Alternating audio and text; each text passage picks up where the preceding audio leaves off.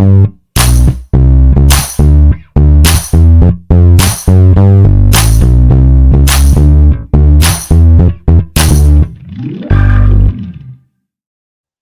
at the crossroads. It's end of day. I'm at a stoplight. I'm at a crossroads.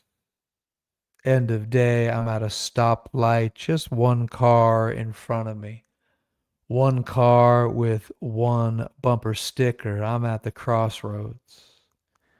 End of day. I'm at a stoplight. One car in front of me. That one car has a bumper sticker, and that bumper sticker looks back at me with unconditional truth. It is absolute. It is without exception the power, the prestige of a bumper sticker. And so the bumper sticker told me to question authority. It reminded me that Jesus is coming. Look busy. It implored me to save the whales and then save Mono Lake and to keep Tahoe blue. It said no nukes. It reminded me that arms are for hugging. It simply said just say no. Dare to keep kids off of drugs, it reminded me, as if I needed reminding me, as if the promise of one day having a bumper sticker of my own on my car that said my child is an honor student at Sinaloa Middle School wouldn't be enough. Bumper sticker absolutism. Maybe if my child did well for himself, he might have a car, he might have a bumper, he might have a bumper sticker, and that bumper sticker might say, "He who dies with the most toys wins." Or maybe he'll be deeper than that and choose the sticker, "He who dies with the most toys still dies." Or maybe he'll recognize this whole thing is an illusion. It is the dreamscape. It is as we wish it to be. And he'll lean into Rabbi Aram Das and said, and his bumper sticker will say, "Be here now." Each bumper sticker, I'm there at the crossroads. The day is ending. I'm at a stoplight. There's a bumper sticker on the car in front of me, each one an inscrutable claim of purpose and priority and identity into this absolutism, this power of the bumper sticker. We turn our attention to the sports card I appeal sticker. It is absolute, a gold, a silver. It is true. It is more powerful than even the most pithy bumper sticker. Wordlessly, the I appeal sticker says, my card is better.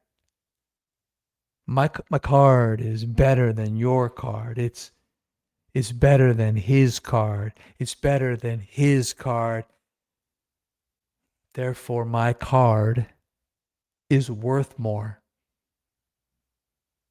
Maybe those I appeal stickers say more. Maybe they also say I am a better collector. I am better than you. I am worth more. Man, stickers are for suckers. Welcome to the Rated Rabbi Sports Card Podcast Season 2, Cards Against Time, Episode 21, Question Authority. As always, thank you so much for liking, for subscribing, best of all, for leaving a comment. It's really neat to be in conversation with you and you share a thought. You take me down a rabbit hole. I love those comments. So, as always, thank you so much for being a part of this ride. And listen, if you want stickers on your cards, be my guest. Like I've said, I got nothing against capitalism, but if you rejected grades, if you said that's just an opinion, if you rejected those opinions, PSA, SGC, BGS, CGC, if you rejected those opinions but have embraced MBA, PWCC, fanatics, if you've embraced another set of letters and another opinion, you rejected one opinion to embrace another opinion, what you've done is you've merely changed the format, but you've kept the model.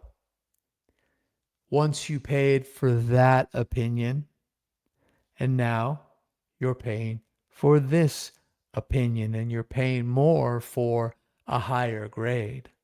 Of course you are. A premium for a good looking card is worth it. But you are, again, outsourcing a skill that is incredibly fun to develop. To learn what to look for in a card is to learn how to be a collector, particularly, most obviously, for vintage. So, who's driving this? Who's driving this I appeal movement? I'm going to give you a couple of sources, far from exhaustive. One is most obviously advanced collectors who recognize that a high eye appeal card is worth more, for which they're able to charge more. 100%. I get it. Those are the sellers. Who are the buyers?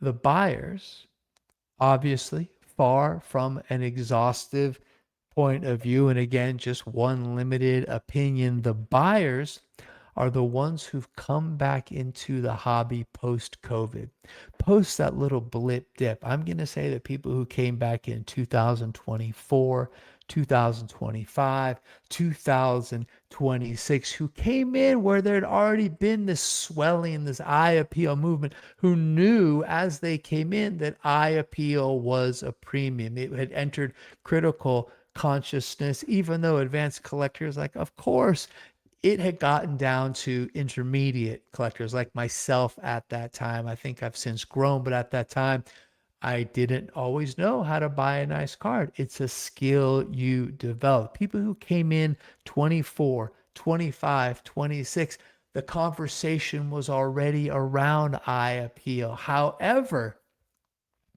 they'd not yet learned to develop it themselves. And just like a new collector collects grades rather than what they see with their eyes, these newer collectors are doing the same thing. They know not to buy grades, but they are again outsourcing a skill that they could develop for themselves, trusting others. Instead of it's a number, it's now a sticker. And that's driving prices. You have a combination of experienced, keen collectors who recognize both on cards they can buy or cards that they already possess, or cards that they can buy that are not stickered yet, that they can add those, take their skill, get that third party opinion from MBA, drive up their price. That's the seller. The buyer is that newer collector who hasn't yet developed their skill and they are outsourcing it. Just like new collectors collect grades, now new collectors are collecting stickers. Now, obviously, this is not an across the board thing. Like I said a moment ago, a high eye appeal card is worth a premium. There are certain cards that are worth a sticker because of their rarity, because it's very hard to find a centered one. You want to elevate that, you want to sort of promote it. That's all good. But I want to show you an example of eye appeal. And I want to take you on a journey.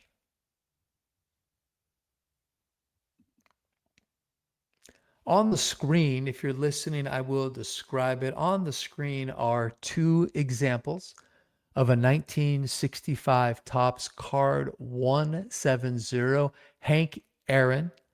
Both of them are graded EX5, a nice mid-grade card. I'm going to tell you a little bit more. Example A on my left is slightly newer grading. It's 142, so we probably was graded in the last like 6 months, maybe a year. The one on the right is an 8-digit versus a 9-digit. It begins with a 7. So I think that was probably graded 2023, roughly. I could be wrong. I'm trying to remember my serial numbers when I've submitted. I'm never so precise, but I know it's sometime after sixes, which was COVID-y. I think this is like a 2023 grade. If you have a more specific answer, leave it in the chat. So we have two examples on the screen, two 1965 Topps Hank Aaron PSA 5. Both of these cards sold in July. They sold within a few days of each other. Card A, the one on my left, sold on, both of them sold on eBay. Card A on my left sold on July 15th to Greg Morris. The auction ended at an appropriate hour, sometime in the evening on the West Coast and the night on the East Coast. Card on the right, card B, sold on July 19th for sharp corners. You have two cards that sold within 4 days of themselves. Card A, card B, 65 Hank. So I'm going to take us on a little bit of a journey, an eye appeal journey. Focus is going to be primarily on the front, but we'll also take a short look at the back. Let's take a look at the back right now before we go back and break down the front. You have A and B on the screen. I will tell you, for those who are listening, it's a brighter example. It's a cleaner example. The one that begins 142, the one that's slightly newer grade, it's an A. Card B, a little dingier. For those who are watching, just to let you know, these are PSA scans. These are not photographs. These are not from the consigners. This is not eBay. These are the PSA scans. Both of them, it's mez a mez. I would say it's 6 to 1, half a dozen of the other between the two scans. Let's go back to the front. Let's start with centering. Card A of the Hank. I ran a lot of this through ChatGPT for good data. Then I ran it again. I reran it.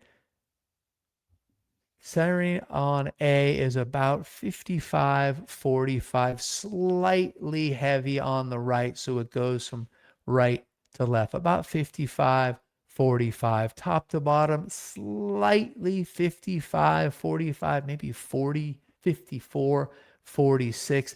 A little bit heavy on the top, but 55-45 in all directions. Card B, a little bit better.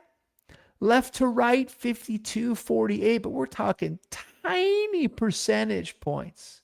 Top to bottom, 53-47, tiny, maybe a touch better on the right, but certainly 55-45, which is the two directions on the A, absolutely holds its own against card B. All right, now we're going to start to see some differences. The registration on card A, remember, these are PSA scans. There's no hanky-panky with the color going on.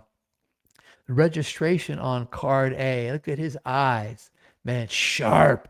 Look at the crispness of the M for Milwaukee. Look at the Braves lettering in the logo, the flag. And now let's look over to the right.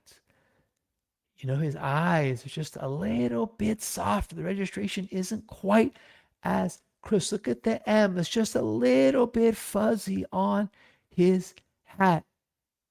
Look at the Braves, just a little bit softer.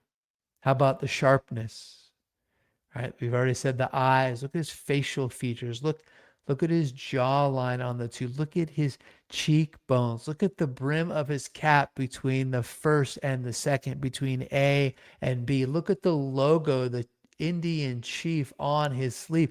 It's just a little bit better all the way across the board between A and B. How about the color? How about the contrast? Look at the sky. Or look at the blue sky behind Hank Aaron. It's a little bit more muted in B. Look at the red brim of his cap. Look at the green name box. Just a little greener, just a little bit more vivid. How about the corners? Corners have a little bit more wear all the way around on example A, particularly that bottom right, but really to the eye from a foot, it's sharp. They're sharp. Now, the corners on the right are just a tiny bit better. We're going to give the corners to card B. How about the edges? Personally, like a less important thing, I will say that both cards are very clean on the edges. I'd rate them as a tie. How about the overall eye appeal? Now, card B, it has nice eye appeal. Let's say the eye appeal is very good. How about card A? Smoking, bright, crisp. I think it's excellent. What's the difference? Card A, you can hear it in my voice. I think card A is a far superior example. Card B is a very nice card. Be very happy to own it, but these two cards sold 4 days apart. I would much rather have example A. It's just mama.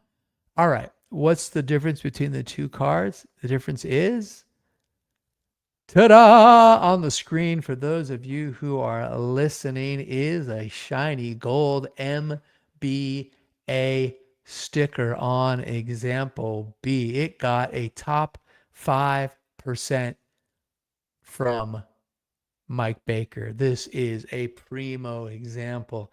One for the advanced collector, one for the sophisticated collector, or one who aspires to be one.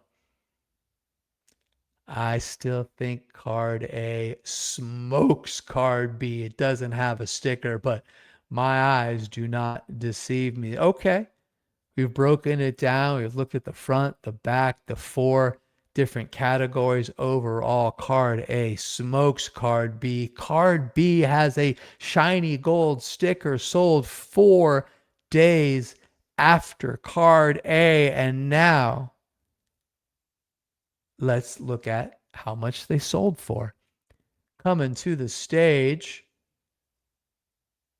my card A, sold 4 days earlier for $214.75.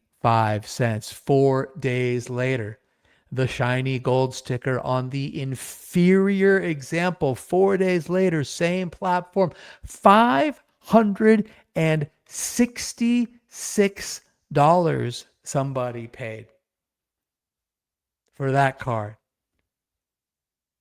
the inferior card. Somebody paid, I wrote this down because I'm not good at math, but I have a phone. Somebody paid $351.25 more for an inferior card. 163.6% more. 2.64 times. Unbelievable. Bumper sticker inscrutability. Question authority, my friends. Question authority. $350 more for a shiny gold sticker. Now listen, if you're the seller, I get it, man. Of course, it's come on. Why doesn't everyone put stickers on it? buyers. It's the buyers I want to hear me. Buyers, man, knock it off. This is a huge pop card. Do you know how many 1965 tops card 170 mid-grade Hank Aaron cards there are? Do not pay $350. Do not pay $566 for a card that's worth about, in comparison to mine, about $190, man. You got to have some discipline. You got to quit getting hosed. Your prices are just going to continue to go up and up and up. You want to see example A? Ta-da, baby, in my collection, the one that is way better and costs $350 less. Smoking hot example. Super happy. I've been digging these 1965 tops. I uh I have a beautiful card in my collection, 1965. Hank Aaron. All right, let's move on to our next subject, our do not buy card of the week. My do not buy card of the week is a 1989 Topps Ozzy Virgil. I'm going to add it to the stage right now. That's not it. Let's get rid of Hank. There it is, 1989 Ozzy Virgil, son of Ossie Virgil, the first, the first Dominican player in the major leagues. Ozzy Virgil. If it's, that's right, he's the first Dominican. So I have had an eBay exchange with another seller, and they're asking price. This is why it's my did not buy card of the week. It's a 1989 Topps Ozzy Virgil. She described it as a Pop 1 PSA 10 gem mint. Oh, by the way, it's raw. And by the way, it's probably like about a 6. So I wrote it and I said, great card. She's asking $100 for it. She's asking for $100 for this Ozzy Virgil card. So I'm like, hey, great card. What are you looking to get for it? She writes back, $100. And I write back, do you have any wiggle room? Ever the shrewd businessman, she goes, what are you offering? I write, would you do 90? She, good morning. She follows up, yes, $90 sounds good. $90. Oh, I entertain myself. Okay. Then I write back to her, I've been thinking about it, and 90 is a bit much. And I said, would you take 75? And here's where she puts a dagger in my heart on this 1989 Topps Ozzy Virgil card. Would you take 75 for the card you're asking $100 for, that maybe someone would pay you a quarter for? She comes back and she goes, what about 80? I love this woman. She's such a baller. What a seller. Like chutzpah, man. Let's go. Cojones. $80. Nevertheless, I refrained. It was a bit steep even for me. All right.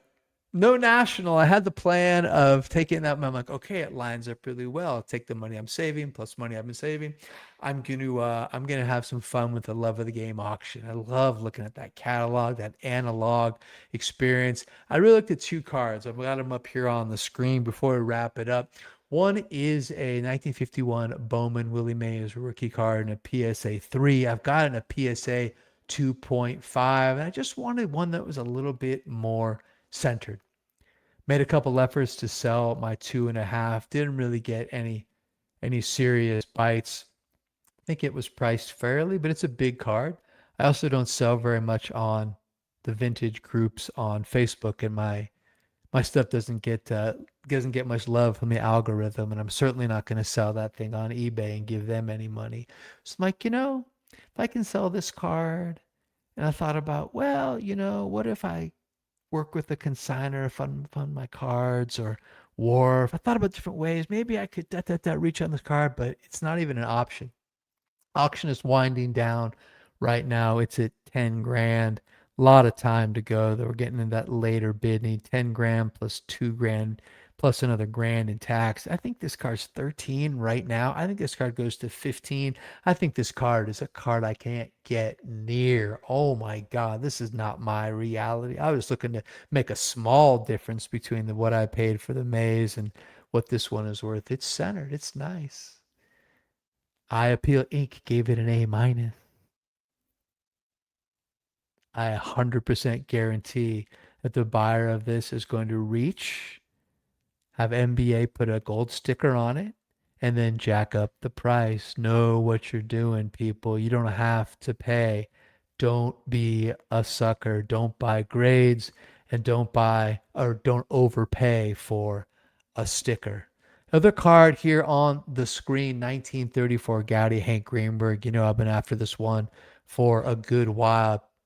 Picture and then a smaller picture. This is a really hard card to find registered. It's a little bit fuzzy around his eyes, a little bit fuzzy around the top of his hat. Really tough to find this one clear and centered. This one's a PSA 3, beautifully centered. I was in on it. I was going for it. If I'm going to spend the kind of money it's going to cost to buy this card, I want one that's crisp. I don't want one that's fuzzy on the hat where the eyes aren't clear. So I held off. Again, this card is jumping, man. It's centered. Interestingly enough, this may also get a gold sticker because they often miss on the registration. I kind of can't believe that. So anyway, I got nothing in love of the game, but sometimes the best part of my PC is my war chest, right? My PayPal. All right, that's all for me. What a pleasure. Thank you for coming on that ride.